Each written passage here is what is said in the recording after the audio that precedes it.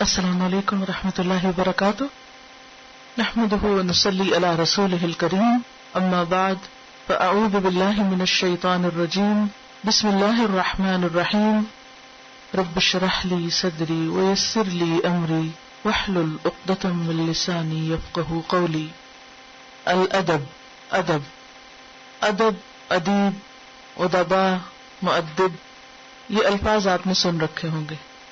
تو جب لفظ ادب بولتے ہیں تو آپ کے ذہن میں کیا آتا ہے؟ ادب کیا ہوتا ہے؟ احترام، تعظیم اور رسپیکٹ دینا. انگریزی ہوگی اسی لفظ کی.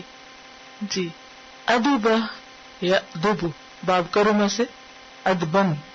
لفظی معنی ہوتا ہے زیرک اور دانش مند ہونا، عقل مند ہونا، صاحب ادب ہونا، اور اسی سے صفت ہے ادیب، اور اس کی جمع ہے ادبا. اگر باب ضربہ سے ہو تو ادب یا ادبو کا معنی ہوتا ہے دعوت کا کھانا تیار کرنا. اسی سے پھر مأدبہ کا لفظ آپ نے سنا ہوگا. اور ادبہ کہتے ہیں دعوت پر بلانے کو. اور ادب یؤدب، تأدیب کا لفظ بھی آپ نے پڑھا ہوگا. تأدیب ہوتا ہے مہذب بنانا. کون سا باب ہے؟ تفعیل. تأدیب یعنی دوسرے کو ادب سکھانا، شائستہ بنانا، مہذب بنانا. اور ادب ایک اخلاقی ملکہ ہوتا ہے. ملکہ کیا ہوتا ہے؟ ابیلٹی، اسکل، جو انسان کو ناشائستہ باتوں سے روکتا ہے، غیر مہذب باتوں سے روکتا ہے. یعنی ادب ایک ایسی کوالٹی ہے، انسان کے اندر پائی جانے والی ایسی صفت ہے، ایسا اخلاق ہے کہ جس کی وجہ سے انسان کس سے بچ جاتا ہے؟ غیر شائستہ اور غیر مہذب باتوں سے. اس کا تعلق خوش طبعی سے بھی ہے، یعنی خوش اخلاقی سے. آپ سوچ رہے ہوں گے کہ کتاب کا نام ہے حسن اخلاق اور اس میں ادب کا چیپٹر کیوں آ گیا جس کا معنی مینرز ہے. تو بات یہ ہے کہ ادب کا تعلق بھی حسن اخلاق سے ہے. اس کے علاوہ ادب کا اطلاق ہر قسم کے علوم پر بھی ہوتا ہے، علوم اور معارف پر، اور خاص طور پر علم کے دلچسپ حصوں پر بھی اس کا اطلاق ہوتا ہے. اور جب ہم یہ لفظ آداب کے معنوں میں بولتے ہیں، جیسے کتاب ہے آداب زندگی، تو آداب کہتے ہیں کسی شخص کے یا کسی قوم کے یا دین کے مخصوص طریقے، قوانین، ایسے ضابطے کہ جو عام روزمرہ زندگی میں استعمال ہوں. ایک تو قانون قاعدے ہوتے ہیں نا جو کسی عدالت میں استعمال ہوتے ہیں، اور ایک قانون قاعدے، ڈسپلن، ضابطے اور مہارتیں کہ جو انسان کے سوشل لائف میں استعمال ہوتے ہیں، روزمرہ زندگی میں استعمال ہوتے ہیں، جن کا تعلق ہماری عام روزمرہ زندگی سے ہو، جیسے گفتگو میں، اٹھنے بیٹھنے میں، کسی کے ساتھ معاملہ کرنے میں جو طریقے اور ضابطے اور اصول جو کسی فرد نے اپنے لیے مقرر کر رکھے ہوں یا کسی قوم نے یا پھر دینی اعتبار سے. جیسے ہر قوم کے اپنے کچھ اصول ضابطے ہوتے ہیں جن کو ایٹیکیٹس بھی آپ کہتے ہیں. ہر سویلائزیشن کے اندر کچھ ایٹیکیٹس ہوتے ہیں. تو ہمارا دین ایک مکمل دین ہے جس کا تعلق صرف عدالت سے نہیں، صرف کسی نظام حکومت سے ہی نہیں، کسی خاص قسم کے قوانین ہی سے نہیں، بلکہ اس کا تعلق ہماری روزمرہ زندگی سے بھی ہے. اس کا تعلق ہماری گفتگو سے بھی، رویوں سے بھی، باہمی تعلقات سے، حقوق اور فرائض سے ہے. تو ادب اور آداب ان تمام چیزوں کا احاطہ کرتے ہیں. کیا سمجھ میں آیا؟ ادب کس چیز کا احاطہ کرتا ہے؟ کس چیز کا نام ہے؟ ویسے تو یہاں ٹرانسلیشن لکھی ہوئی ہے مینرز، ایٹیکیٹس بھی کہہ سکتے ہیں آپ. ہے کیا چیز یہ؟ زندگی گزارنے کا سلیقہ، ڈھنگ، طریقہ جس سے کوئی قوم، کوئی خاندان، کوئی انسان پہچانا جاتا ہے. انسان اور جانور میں فرق کس چیز کا ہے؟ ادب آداب کا ہے. جانور بھی کھاتا ہے اور انسان بھی کھاتا ہے. جانور کس طرح کھاتا ہے؟ اس کے کیا ادب آداب؟ کس طرح منہ چلانا ہے، کیسے لقمہ لینا ہے، کھڑے ہو کے کھانا یا بیٹھ کے کھانا ہے. جانور کو ان سب باتوں کا نہیں پتا ہوتا، لیکن ایک انسان کے لیے جو چیز اس کو جانور سے الگ کرتی ہے وہ کیا ہے؟ اس کا مثلاً کھانے پینے کے معاملے میں کچھ ادب آداب کا خیال رکھنا.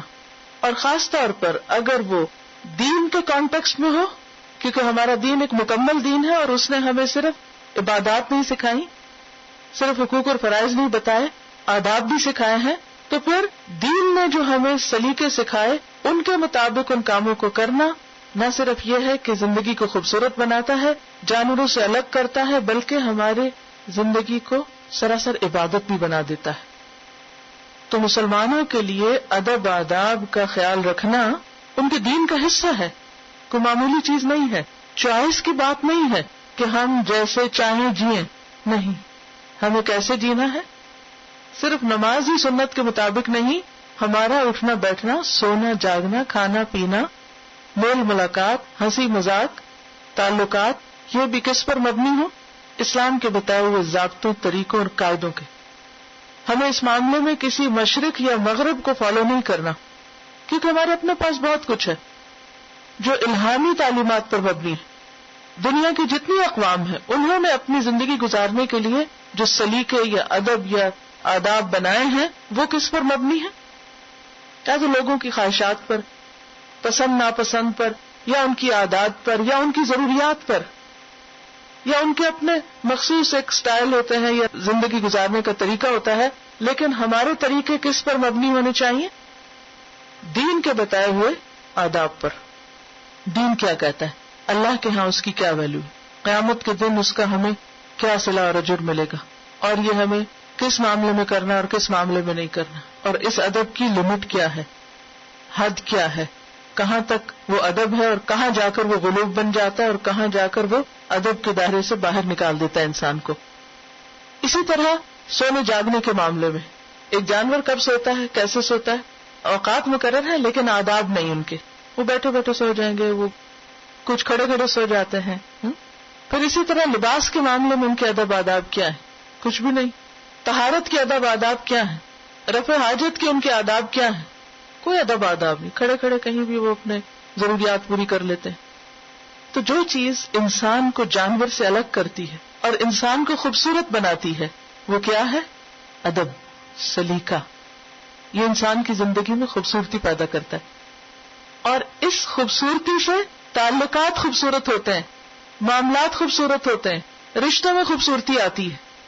اور جب انسان ان چیزوں کی پرواہ نہیں کرتا تو پھر کیا ہوتا ہے؟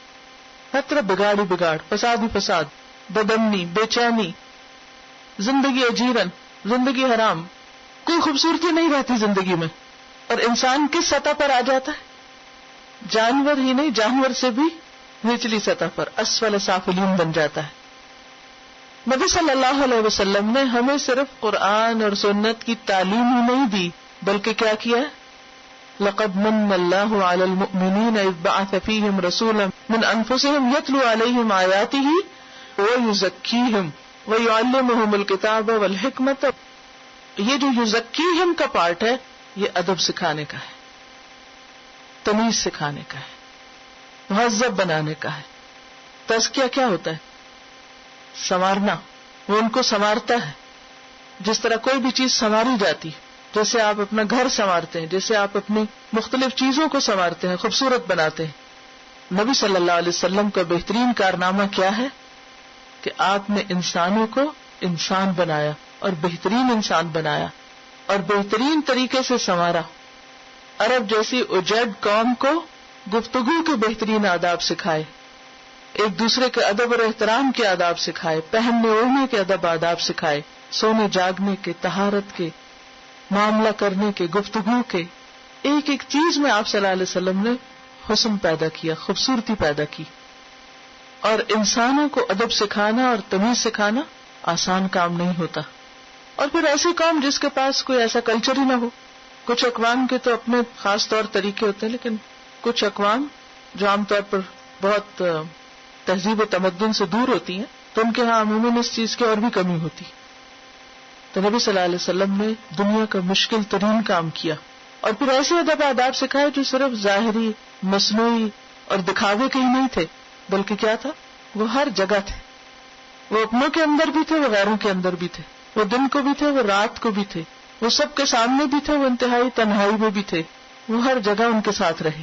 تو ادب کا معنی مہذب زندگی گزارنا، مہذب طور طریقے، ایسے طریقوں کے مطابق زندگی بسر کرنا کہ جس سے انسان کی ذاتی زندگی بھی خوبصورت ہو اور اس کے ساتھ ساتھ دوسرے لوگوں کو اس سے تکلیف نہ پہنچے، وہ دوسرے لوگوں کے لیے خوشی کا سامان ہو، دوسروں کے لیے خیر اور بھلائی کا نمونہ ہو.